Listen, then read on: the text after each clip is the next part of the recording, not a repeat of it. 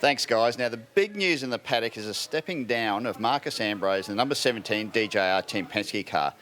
Now, he has cited the lack of testing and the lack of tyres that he can't come to grips with the car as quick as he would like. Now, I'm seeing this in Formula One, where the restrictions in engines and the restrictions in testing also has really widened the gap between the have and the have-nots. The well-funded, well-resourced teams will always get more speed out of the cars. Look, I get it. We've got to have cost control within the circus to make sure it stays on the road, but not to the detriment of racing.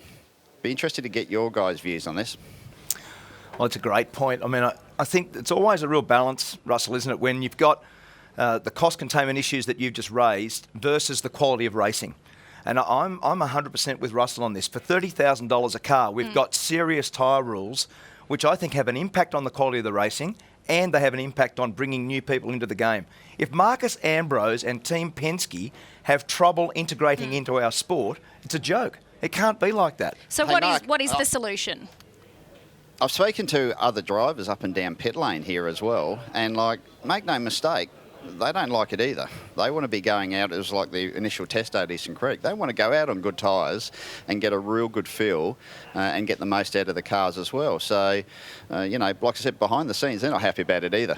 100%. So where do you save costs then? Because as you say, Russell, there does need to be cost containment. There are big budgets across this whole sport within all of the teams. Surely there are other places to save money and not use tyres as that focus. Oh, for sure. So engine regulations would be one. A lot of things to do with that. It's quite complex, but big savings to be made.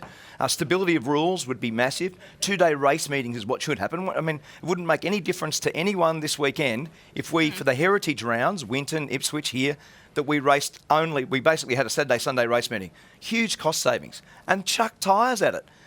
Drivers need tyres. I mean, for us to wobble around on old tyres is ridiculous. Rusty, Hallelujah, what do you, Mark. what do you Hallelujah. think? Do you think we should be having 2-day race meetings? Absolutely. I don't agree with I don't think I've ever agreed about Scafie with anything in motorsport. This one has got it nailed. Absolutely. Everything that you've said is absolutely correct. So hope someone's listening out there. And I guess the other point to make too is, I mean, let's look at the impact that Marcus Ambrose has had in coming back into this championship. It's been huge. The media coverage that this has received right around the world has been fantastic for the championship. Don't we want to be attracting some other big name superstars in motorsport around the world? Isn't that the whole idea? It's all about the cast that we have. What do you say to those drivers if they want to come here? I mean, they look at Marcus Ambrose and the experience that he's had and they think, well, I can't go there, it's too hard. They don't want to invite me.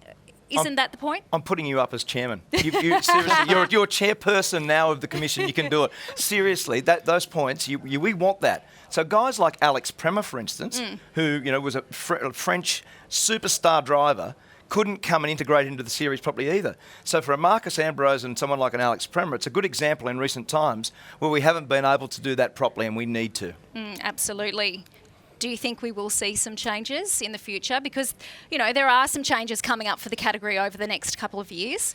Do you think we'll see them? I would think so. And I think proper engine regulations, there's a lot of detail to that, but I think the cost saving, it's cost per kilometre is what we should focus on. Quality of racing is the other part.